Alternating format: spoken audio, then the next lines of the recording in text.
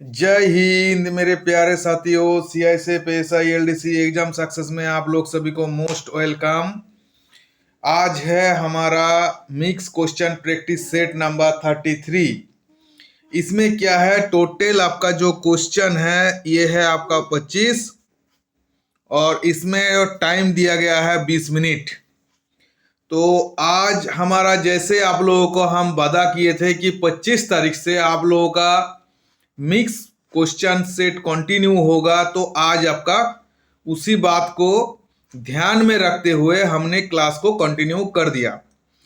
और इस क्लास को शुरू करने से पहले आप लोगों को मैसेज देना है, कल हमारा इसी चैनल में एक वीडियो डाले थे जिसमें आपका CISF PSI LDC का जो ट्रेनिंग का बारे में कुछ इंफॉर्मेशन आया था, अर्थात एग्जाम संबंधित कुछ अपडेट आया था, जो मैंने आपको जो हमारा इस चैनल है इस चैनल में आपको मैं इंटीमेशन कर दिया था। तो अभी भी उसको नहीं देखे हैं तो हमारा जो चैनल में जाके प्लेलिस्ट में जो हमारा मोटिवेशनल और एग्जाम अपडेट जो आपका प्लेलिस्ट है उसमें जाके चेक कर सकते हैं। तो चलिए अभी क्लास को शुरू करते हैं। ये जो क्लास है सभी के लिए है, पेड मेंबर और यूट्यूब व्यूअर्स दोनों के लिए है। तो इसीलिए देखिए फर्स्ट वाला क्वेश्चन क्या बोल रहा है। फर्स्ट वाला क्वेश्चन है आपका रीजनिंग संबंधित। बोल रहा है चूज द एप्रोप्रिएट ऑप्शन, अर्थात इसमें क्या है आपका ऑप्शन दिया गया है चार में से कोई एक आपका ऑप्शन होगा, अर्थात ये क्या है आपका रीजनिंग का एनालॉजी संबंधित क्वेश्चन है। तो देखिए सबसे पहले आपको क्या बोला है, एंटीसेप्टिक, जार्म और एंटीडॉट, अर्थात एंटीसेप्टिक का जो रिलेशन जार्म के साथ है, एंटीडॉट का रिलेशन वही रिलेशन ये चारों में से किसी एक का होगा। तो सबसे पहले देखिए जो एंटीसेप्टिक क्या करता है, ये काउंटर करता है जार्म का इफेक्ट को, अर्थात जो जार्म, अर्थात इसको जार्म को क्या बोलता है, जार्म को बोलता है रोगाणु, अर्थात एंटीसेप्टिक रोगाणु को बढ़ने के लिए रोकता है। ठीक है, एंटीसेप्टिक। तो एंटीडोट क्या है, जैसे हमारा शरीर में कोई पॉइजन या जैसे कोई विष या कोई जहर फैल जाता है, तो उसी को काउंटर करने के लिए, उसका इफेक्ट को कम करने के लिए, मतलब ये जो पॉइजन का इफेक्ट को कम करने के लिए हम लोग एंटीडोट को यूज करते हैं। तो आप लोगों को एक चीज पता लग गया है कि आपका जो आंसर है वो आपका ऑप्शन बी, जहर या पॉइजन के साथ चला जाएगा। तो ये हो गया आपका फर्स्ट क्वेश्चन। अभी देखिए आप लोगों को सभी को पता है कि आप लोगों का एग्जाम हाल ही फिलहाल में आने वाला है, क्योंकि कुछ ना कुछ तो हलचल आपका डिपार्टमेंट का अंदर में चल रहा है। इसीलिए जो कैंडिडेट अभी भी ढिलाई बरत रहे हैं उससे मेरा यही रिक्वेस्ट रहेगा या सुझाव रहेगा कि देखिए हमारा जो टेलीग्राम पेड कोर्स चल रहा है उसमें शामिल होना अभी भी जैसे नहीं हुआ और आप शामिल होना चाहते हैं, तो देखिए इस नंबर में संपर्क करके आप हमारे साथ जुड़ सकते हैं। हमारा कोर्स का चार्जेस ओनली फॉर 250 है। ठीक है, और जैसे एग्जाम डिक्लेयर हो जाएगा तो उस टाइम क्या होगा, हमारा चार्जेस बढ़ा दिया जाएगा, क्योंकि आप लोगों को इसलिए देखिए 250 रुपया आपको वन टाइम पे करना है, बार बार आपको पे नहीं करना है। ठीक है, तो ये आप लोगों का जो कोर्स संबंधित इंफॉर्मेशन है, कैसे लेना है आप फोन करके पूछ सकते हैं। बाकी देखिए 2 नंबर का क्या है, 2 नंबर का फिर से आपका रीजनिंग का क्वेश्चन और एनालॉजी संबंधित क्वेश्चन है। इसमें बोल रहा है जैसे बार्ड और दिया है फ्लाई, अर्थात बार्ड का रिलेशन फ्लाई के साथ है, अर्थात पक्षी का रिलेशन उड़ने से है, उड़ना से है, मतलब उड़ने से है। तो आपका जो स्नेक अर्थात होता है सांप, तो सांप का रिलेशन ये चारों में से किसी एक के साथ होगा। तो आपका आंसर कौन सा होगा, तो आप लोग शायद ये सब का आंसर शायद दे दिए होंगे, तो आप हमारे साथ उस आंसर को मिला लीजिए और करने का तरीका को भी समझ लीजिए। देखिए, जो बार्ड जो मूव करता है, अर्थात जो मूवमेंट करता है, तो किससे मूवमेंट करता है? फ्लाई से मूवमेंट करता है। अर्थात पंछी क्या करता है, जब पक्षी उसका जो वो जब चलता है, कैसे चलता है ना, उड़ते हुए चलता है। तो सांप आपका कैसे चलता है? तो हम लोग बोलते हैं कि सांप क्या है, ये रेंगते हुए चलता है। तो रेंगते हुए चलना इंग्लिश में इसका कौन सा ऑप्शन होगा? तो ये जो आपका ऑप्शन बी, इसका मतलब हो गया आपका रेंगना। क्योंकि देखिए हिंदी में यहाँ पे दिया हुआ है, ये जो ऑप्शन आपका बी है, ये आपका मतलब होता है रेंगना।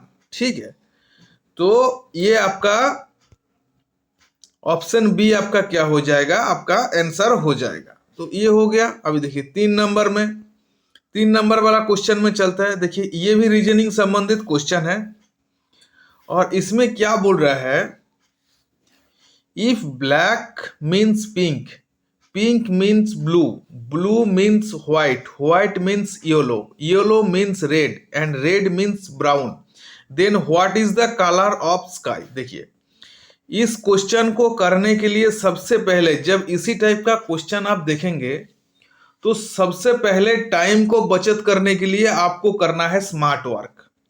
तो स्मार्ट वर्क करने के लिए आपको क्या करना है, आप सबसे पहले चला जाएंगे क्वेश्चन में कि क्वेश्चन में क्या चीज पूछे है।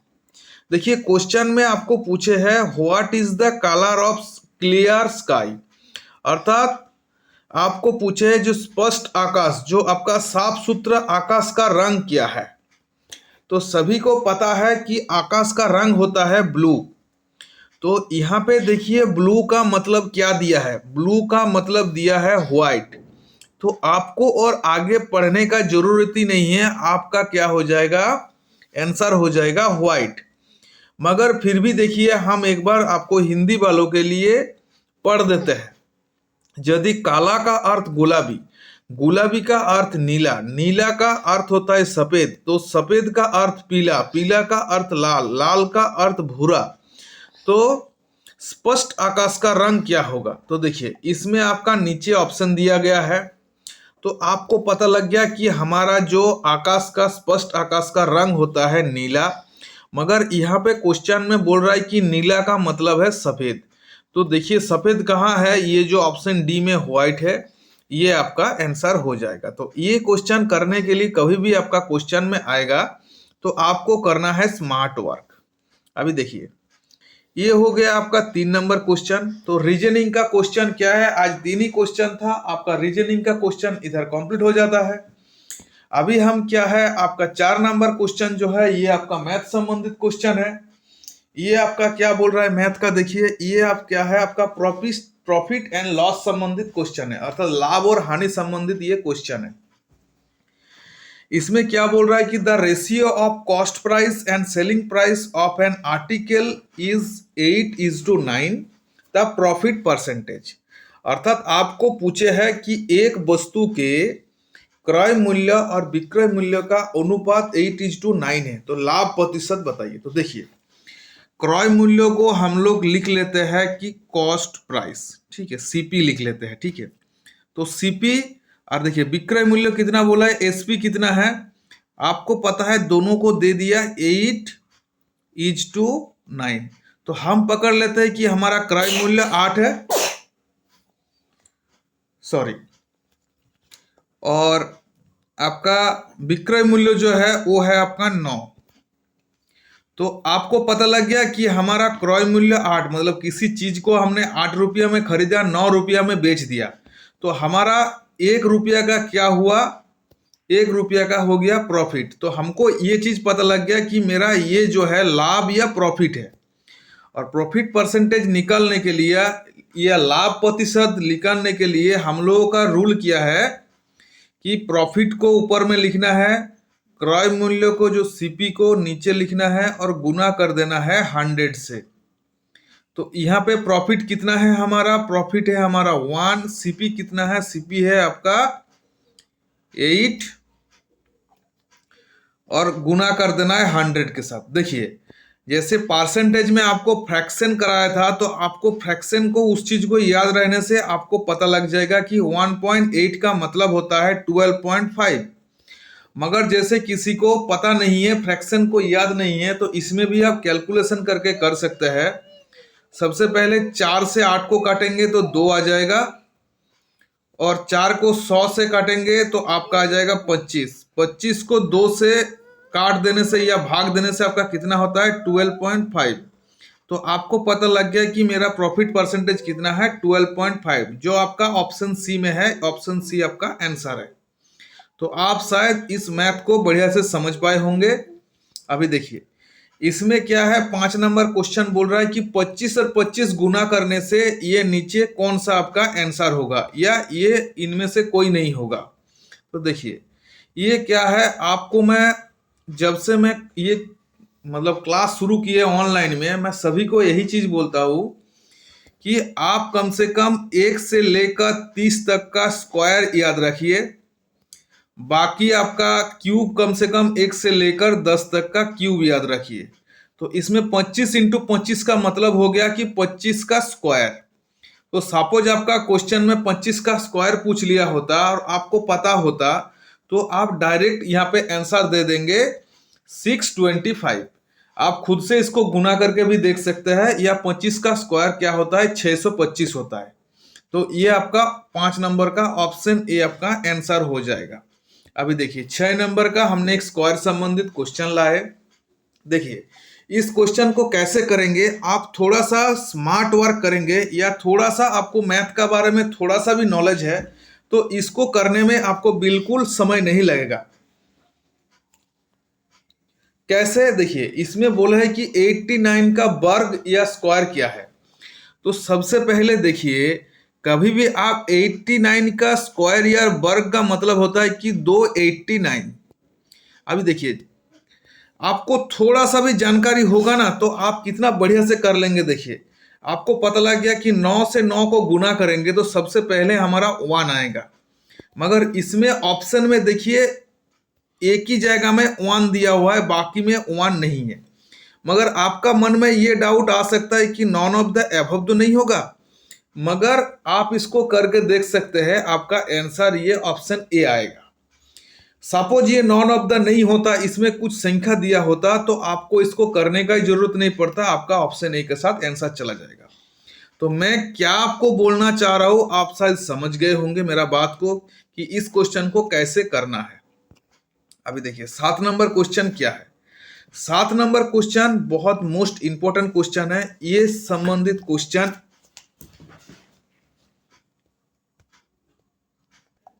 तो इस टाइप का क्वेश्चन जो आपका देखिए ये वर्क एंड टाइम संबंधित क्वेश्चन है। ये क्वेश्चन आपका एग्जाम में आते हैं और आपका एग्जाम के लिए मोस्ट इंपॉर्टेंट है, क्योंकि हाल फिलहाल में जो एसएससी जीडी का जो एग्जाम कंडक्ट हुए थे उसमें इस टाइप का क्वेश्चन को देखा गया है। तो ये आपके लिए भी मोस्ट इंपॉर्टेंट है। तो देखिए क्या कैसे इस क्वेश्चन को करना है। सबसे पहले क्या है, हम क्वेश्चन को पढ़ते हैं। क्या बोल रहा है कि A and B can do a work 12 day, अर्थात ए एवं बी दोनों मिलके किसी काम को 12 दिन में करता है। बी एंड सी उसी काम को क्या करता है 15 डेज में करता है, अर्थात 15 दिन में करता है। सी एंड ए उसी काम को 20 दिन में करता है।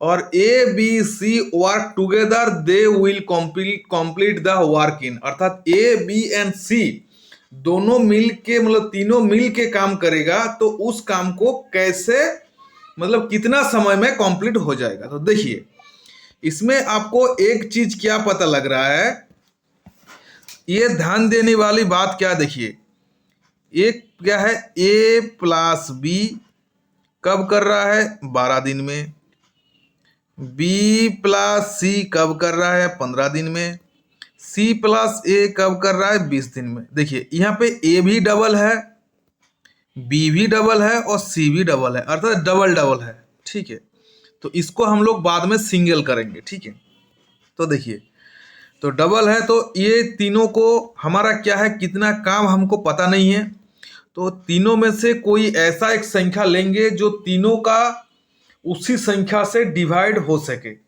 तो अर्थात HCF। तो तीनों का LCM। तो LCM देखिए, ये तीनों का LCM कितना होगा हमारा, हो जाएगा सबसे छोटा LCM होगा हमारा 60 होगा। ठीक है, तो 12 को 60 से काटेंगे तो कितना हो जाएगा, 12 को 60 से काटेंगे तो ये हो जाएगा आपका 5। तो ये क्या हो गया, पार एक दिन का काम, A+B पर डे का काम, अर्थात एक दिन में क्या करेगा, एक दिन में करेगा 5 यूनिट काम। 15 से काटेंगे तो 4, अर्थात B+C करेगा एक दिन में 4 यूनिट काम। और C+A कितना होगा, एक इससे डिवाइड करेंगे तो 3। तो ये पता लग गया कि B+C 3 यूनिट करेगा। तो टोटल देखिए एक दिन का कितना करेगा, तीनों मिला के करेगा तो देखिए 9 3 12।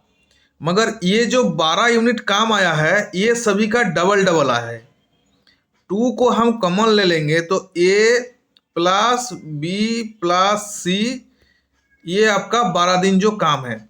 तो 2 से इसको काट देंगे तो हमारा कितना हो जाएगा 6, क्योंकि 2 कॉमन लिए थे। तो A+B+C का एक दिन का काम कितना हो जाएगा, 6 यूनिट काम बच जाएगा। तो आपको क्या बोले है कि इन्हों तीनों ने मिलकर पूरा काम को कब करेगा, पूरा काम कितना है 60 है और एक दिन में कर रहा है 6, तो कितना दिन में कर पाएगा 60 डिवाइडेड 6, 6 से इसको काट देंगे तो आपका देखिए आ जाएगा 10। तो A+B+C क्या करेगा, 10 दिन में पूरा काम को कंप्लीट कर देगा। तो आपको शायद मैं इस मैथ को बढ़िया तरीका से मैं आपको समझा पाया। आप ये सब मैथ को या क्लास को अच्छा लगने से पक्का लाइक करिएगा। हमारा YouTube चैनल को अभी भी सब्सक्राइब नहीं करने से सब्सक्राइब कर दीजिएगा। साथ में आपको दोस्तों को या जानकार किसी व्यक्ति को आप पक्का इसको शेयर कर दीजिएगा, ताकि उनको भी पता लग जाएगा कि हमारा चैनल में डेडिकेटेडली आपको बढ़िया तरीका से आपको क्लास दिया जा रहा है। तो चलिए ये हो गया। अभी देखिए उसके बाद 8 नंबर क्वेश्चन आपका जीके संबंधित है, अर्थात आपको पता लग गया पहले हमने क्या किया, रीजनिंग का क्लास किया, उसके बाद मैथ का क्लास किया, अभी हम जीके में आ गया। अर्थात जो मिक्स क्वेश्चन प्रैक्टिस सेट का मतलब होता है कि एग्जाम में जैसे आपको हर एक टाइप का क्वेश्चन आता है उसी टाइप में हम इसको लेके आते हैं। देखिए silent valley is situated in, अर्थात साइलेंट वैली अवस्थित है, अर्थात साइलेंट वैली कहाँ पर है। तो आपका देखिए इसमें 4 ऑप्शन दिया है। सबसे पहले आपको दिया है कर्नाटक, आंध्र प्रदेश, आसाम। तो देखिए ये और है केरला। तो ये जो आपका आंसर होगा ये होगा आपका ऑप्शन डी, आपका आंसर होगा, क्योंकि साइलेंट वैली जो है केरल में है। आसाम में क्या है, काजीरंगा नेशनल पार्क है। ठीक है, आंध्र प्रदेश हमारा फेमस है इसलिए जो सिहोरी कोटा जो हमारा सैटेलाइट लॉन्चिंग स्टेशन है इसलिए है। और कर्नाटक किस लिए फेमस है, क्योंकि जो हमारा बेंगलुरु जो जहाँ पे हमारा इसरो है, तो बेंगलुरु कैपिटल है किसका, कर्नाटक का। तो ये हो गया आपका 8 नंबर क्लास, 8 नंबर क्वेश्चन। अभी देखिए 9 नंबर में क्या है। 9 नंबर बोल रहा है कि Hirakud dam has been build over river, अर्थात हीराकुंड जो बांध है वो किस नदी पर बनाया गया है। तो ये आपका जो आंसर हो जाएगा आपका ऑप्शन ए, जो महानदी है। महानदी जो आपका उड़ीसा का एक सबसे बड़ा रिवर है या नदी है, उसका ऊपर क्या है, हीराकुंड बांध बनाया गया है। तो आपको पता लग गया कि ये जो महानदी है ये कहाँ पे है, ये उड़ीसा में है। और उड़ीसा का कैपिटल क्या है, उड़ीसा का कैपिटल है आपका जो आपका भुवनेश्वर, आपका उड़ीसा का कैपिटल है। उड़ीसा में अच्छा जो चीज क्या है, इसमें क्या है, पुरी नाम का जो हमारा जगन्नाथ दर्शन के लिए फेमस है, जिसको क्या बोला जाता है, व्हाइट पगोड़ा। और उसी का बगल में क्या है, उसी का बगल में है आपका कोणार्क। कोणार्क जिसको बोला जाता है, ये कोणार्क क्या है, सूर्य मंदिर है जिसको बोला जाता है ब्लैक पगोडा। ठीक है। और रिसेंट क्या है, एक फायर पार्क खोला गया है भुवनेश्वर में, इसलिए भी उड़ीसा, भुवनेश्वर में जो सबसे पहले फायर पार्क खोला गया, इसलिए भी उड़ीसा फेमस में रहा है। दूसरा बात है, देखिए दामोदर क्या है, दामोदर है वेस्ट बंगाल का एक रिवर है जिसको वेस्ट बंगाल का शोक कहा जाता है। ये क्या है, ये छोटा नागपुर मालभूमि जो पाठर से ये क्या होता है, ये उत्पन्न होता है और ये बंगाल और झारखंड में बहता है। ठीक है। और इस दामोदर का जो नदी का ऊपर ही एक बैरेज बनाया गया है जिसको बोलता है दामोदर वैली कॉरपोरेशन, डीवीसी। इसी में वेस्ट बंगाल में बहुत सारा इसका ऊपर डिपेंड करके प्लांट बनाया गया है, जैसे इस्पात संयंत्र बनाया गया है। ठीक है। तो इससे संबंधित क्वेश्चन भी आपको बोल दिए। ठीक है। अभी देखिए ये हो गया। अभी 10 नंबर क्वेश्चन क्या है, देखिए 10 नंबर क्वेश्चन है, बोल रहे कि who was the first to call Mahatma Gandhi as father of the nation, अर्थात महात्मा गांधी को राष्ट्रपिता कहने वाले पहले व्यक्ति कौन थे। तो देखिए इसमें आपका 4 ऑप्शन दिया है, तो ये इसको सभी को लगभग पता है कि महात्मा गांधी को सब जो राष्ट्रीय पिता कहने वाला जो व्यक्ति थे वो थे नेताजी सुभाष चंद्र बोस। इन्होंने कांग्रेस छोड़ने के बाद 1939 में फॉरवर्ड ब्लॉक नाम कर एक दूसरा पार्टी स्थापना किया था। इन्होंने जो आज़ाद हिंद फौज द्वितीय विश्व युद्ध के दौरान भारत को ब्रिटिश से छुड़ाने के लिए आज़ाद हिंद फौज गठन किया था, जो बोला जाता है कि जो हमारा इंडियन जो आर्मी थे उनका एक मतलब संगठन, मतलब एक क्या है, वही स्थापना किया था आर्मी को। और नेताजी सुभाष चंद्र बोस क्या थे, इनका जन्म हुआ था उड़ीसा का कटक शहर में। ठीक है। इसीलिए इनका पिताजी क्या था, एक लोअर थे, मतलब वकील थे। ठीक है। तो इसका बारे में थोड़ा बहुत इंफॉर्मेशन आपको मैं बता दिया। अभी चलिए उसके बाद 11 नंबर क्वेश्चन देखिए। 11 नंबर क्वेश्चन है कि Bardoli Satyagraha is related to. तो बारदोली सत्याग्रह संबंधित है, ये है आपका सरदार वल्लभ भाई पटेल से। ठीक है। बारदोली सत्याग्रह जो संबंधित है ये सरदार वल्लभ भाई पटेल से संबंधित है। ठीक है। ये 11 नंबर क्वेश्चन हो गया। अभी देखिए 12 नंबर क्वेश्चन क्या बोल रहा है। 12 नंबर क्वेश्चन बोल रहा है what is the capital of Arunachal Pradesh. देखिए अरुणाचल प्रदेश की राजधानी क्या है, तो ये है आपका ईटानगर।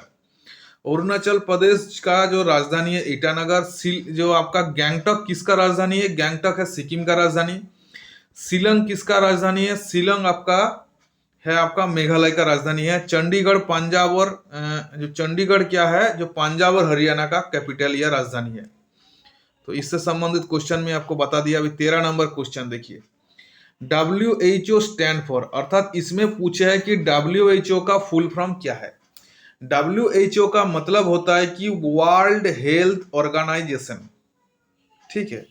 तो ये आपका विश्व स्वास्थ्य संगठन जिसको हिंदी में बोलता है। तो ऑप्शन ए आपका आंसर हो जाएगा। अभी देखिए 24 नंबर क्वेश्चन क्या है। 24 नंबर क्वेश्चन भी जीके संबंधित क्वेश्चन, 14 नंबर क्वेश्चन भी आपका जीके संबंधित क्वेश्चन है। इसमें आपको पूछ रहा है who was the first speaker to independence Indians Lok Sabha, अर्थात स्वतंत्र भारत की लोकसभा का पहली स्पीकर कौन है। तो देखिए लोकसभा का वर्तमान जो स्पीकर है वो है ओम बिरला। और जो आंसर आपका हो जाएगा ऑप्शन सी GV मालवंकर, ये आपका पहले स्पीकर थे।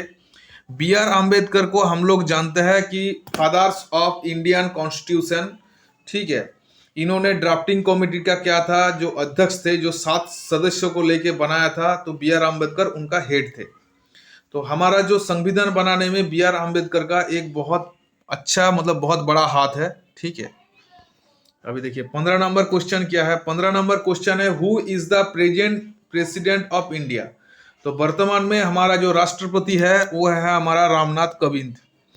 ठीक है। तो रामनाथ कोविंद का पहले कौन थे, ठीक है, ये थे हमारा प्रणब मुखर्जी। उससे पहले था प्रतिभा पटेल। उससे पहले हमारा कौन थे, उससे पहले थे अब्दुल कलाम आजाद। और राजेंद्र प्रसाद हमारा कौन थे? सबसे पहले हमारा जो भारत का पहला जो राष्ट्रपति था ये डॉक्टर राजेंद्र प्रसाद था। नरेंद्र मोदी वर्तमान में क्या है? हमारा पीएम है, प्राइम मिनिस्टर ऑफ इंडिया, अर्थात प्रधानमंत्री है। तो ये हो गया हमारा संबंधित क्वेश्चन। ठीक है, अभी देखिए 16 नंबर क्वेश्चन क्या है? ये आपका ईडीएम संबंधित क्वेश्चन बोल रहा है। देखिए क्या बोल रहा है, choose the word which is most nearly EDM meanings of the word given, अर्थात उस शब्दों को चयन करें जो दिए गए शब्दों का सबसे अधिक मुहावरा अर्थ है। तो फील ब्लू, फील ब्लू का अर्थ क्या है? फील ब्लू का अर्थ होता है जैसे बहुत ज्यादा डिप्रेस्ड हो जाना। डिप्रेस जब कोई आदमी होता है या तनाव में रहता है तो उसका मुंह क्या हो जाता है? फीका पड़ जाता है, तो उसी को बोला है फील ब्लो। तो आपका ऑप्शन बी क्या हो जाएगा? आपका आंसर हो जाएगा। तो ये 16 का हो गया। अभी देखिए 17 नंबर क्वेश्चन क्या है? ये भी ईडीएम संबंधित क्वेश्चन पूछे, बोला है fair and square. Fair and square का मतलब होता है कोई भी चीज में मतलब एक अच्छा ढंग से होना, उसका अंदर कोई मिलावट नहीं है, कोई छुपा हुआ भाग नहीं है, तो उसको क्या बोलते हैं? ऑनेस्ट। तो ऑप्शन बी आपका आंसर हो जाएगा। अभी देखिए 18 नंबर क्वेश्चन क्या है? ये है आपका वन वर्ड संबंधित क्वेश्चन है। ठीक है, और इसमें बोला है कि chief of A group of workman. देखिए जो ग्रुप, एक ग्रुप है वर्कमैन का, जो काम करने वाला का, उसका जो हेड को क्या बोला जाता है? उसका हेड को बोला जाता है फॉरमैन। ऑप्शन सी आपका आंसर हो गया। अभी देखिए 19 नंबर क्वेश्चन क्या है? ये भी आपका वन वर्ड संबंधित क्वेश्चन है। बोल रहा है कि what that which can not be believe, जो जिस चीज को विश्वास नहीं किया जाता है तो उसको क्या बोलता है? इनक्रेडिबल। जैसे हमारा भारत को बोलता है अतुल्य भारत, इनक्रेडिबल इंडिया।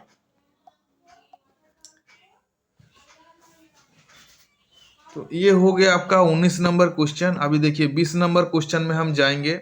ये भी आपका वन वर्ड संबंधित क्वेश्चन है। बोल रहा है कि टू मच ऑफिशियल फॉर्मेलिटी, अर्थात एक ऑफिस में बहुत ज्यादा मतलब कानून मेंटेन किया जाता है, बहुत ज्यादा फॉर्मेलिटी होता है, तो उसको क्या बोलता है? Red tapism. ऑप्शन डी आपका आंसर हो जाएगा। अभी देखिए 21 नंबर क्वेश्चन क्या है? ये आपका सिनोनिम संबंधित क्वेश्चन है। गेन, गेन का मतलब होता है कि प्रॉफिट होना अर्थात लाभ होना, तो ऑप्शन ए आपका आंसर हो जाएगा। और गेन का जो ऑपोजिट होता है लॉस होना, तो लॉस आपका ऑप्शन डी आपका ये इसका एंटोनिम हो जाएगा। ठीक है, बाकी वेरियस का मतलब होता है जैसे हम लोग बोलते हैं ना कि वेरियस प्रोडक्ट, बहुत सारा प्रोडक्ट। फ्लेक्सिबल मतलब जैसे फ्लेक्सिबल, फ्लेक्सिबल का मतलब भी आप समझ सकते हैं, मतलब ऐसा कोई चीज है जो बहुत जल्दी टूटता नहीं है, फ्लेक्सिबल है, मतलब बहुत जल्दी वो अपने आप को चेंज कर सकते हैं किसी भी फॉर्म में। ठीक है, अभी देखिए उसके बाद 22 नंबर क्वेश्चन, ये भी सिनोनिम संबंधित क्वेश्चन है। डिवोशनल, डिवोशनल का मतलब होता है जो धार्मिक संबंधित होता है, तो यहाँ पे आप देख सकते हैं रिलीजियस जो है आपका सही आंसर हो जाएगा। बाकी एनिमी का मतलब होता है शत्रुता, आइडियलिस्ट मतलब होता है जो आदर्शवादी होता है, पेसिमिस्ट होता है जो नेगेटिव मीन्स वाला होता है। ठीक है, अभी देखिए ये भी सेम मीनिंग वाला है। मास्टर, मास्टर का अर्थ होता है कि प्रभु, तो इसका प्रभु, ये मास्टर का अर्थ होता है प्रभु या अनुभवी। तो देखिए यहाँ पे प्रभु का कोई मीनिंग है नहीं, तो आपका ऑप्शन डी अनुभवी के साथ चला जाएगा। वेटरन का मतलब होता है अनुभवी, बेलीवोलेंट का मतलब होता है परोपकारी, क्रूएल का मतलब होता है जो निर्दयी, माइजर का मतलब होता है जो कंजूस। अभी देखिए ये है आपका 24 नंबर क्वेश्चन। पोर, पोर का मतलब होता है जो गरीब होता है, तो ये आपको क्या पूछे? आपका विपरीत शब्द पूछे, ऑपोजिट मीनिंग या एंटोनिम्स पूछे है, तो इसका मतलब क्या हो जाएगा? पोर का ऑपोजिट हो जाएगा वेल्थी, अर्थात जो बहुत ज्यादा जिसके पास धन है। वीक का मतलब आप तो जानते हैं, रेक्टिफाई मतलब जो करेक्शन करना। ठीक है, उसके बाद देखिए आज का आपका लास्ट क्वेश्चन है, ये है आपका ऑपोजिट वर्ड संबंधित क्वेश्चन है। तो क्लास को खत्म करने से पहले आप लोगों से मेरा रिक्वेस्ट है, अभी भी हमारा वीडियो को लाइक नहीं करने से लाइक कर दीजिएगा, शेयर नहीं करने से शेयर कर दीजिएगा, और पक्का सब्सक्राइब पक्का करिएगा। साथ में जो बगल में जो आपका बेल आइकॉन है उस बेल आइकॉन को भी दबा दीजिएगा, और साथ में ये निशान को दबा दीजिएगा, ताकि आपको क्या होगा, इन फ्यूचर में कभी भी हम वीडियो डालेंगे तो उस वीडियो का नोटिफिकेशन आपके पास पहुंच जाएगा। तो देखिए ये क्या बोल रहा है? विपरीत शब्द बोलता है कि लार्ज, लार्ज मतलब होता है कि बहुत बड़ा, तो उसका क्या हो जाएगा? ऑपोजिट हो जाएगा स्मॉल, छोटा। सोरो मतलब तो आप जानते हैं और सैडनेस मतलब भी आप जानते हैं, ये दोनों क्या है, सेम मीनिंग वाला है, ठीक है। तो चलिए क्लास इतना तक ही था। क्लास को अच्छा लगने से जैसे मैं आपको बताया वैसा करिएगा, और हमारा कोर्स को अच्छा लगने से, ये हमारा पेड कोर्स है और ये नंबर दिया हुआ है, इस नंबर से संपर्क करके हमारे साथ जुड़ सकते हैं। ऐसा ही पेड कोर्स में हम क्या करेंगे, काल से हम जो भी वीडियो डालेंगे सिर्फ पेड कोर्स वालों के लिए डालेंगे, और आपका क्या है यूट्यूब वालों के लिए सिर्फ 5 ही क्वेश्चन रहेगा फ्री के लिए, बाकी पेड मेंबर्स के लिए ऐसा क्वेश्चन रहेगा। तो चलिए, जय हिंद जय भारत।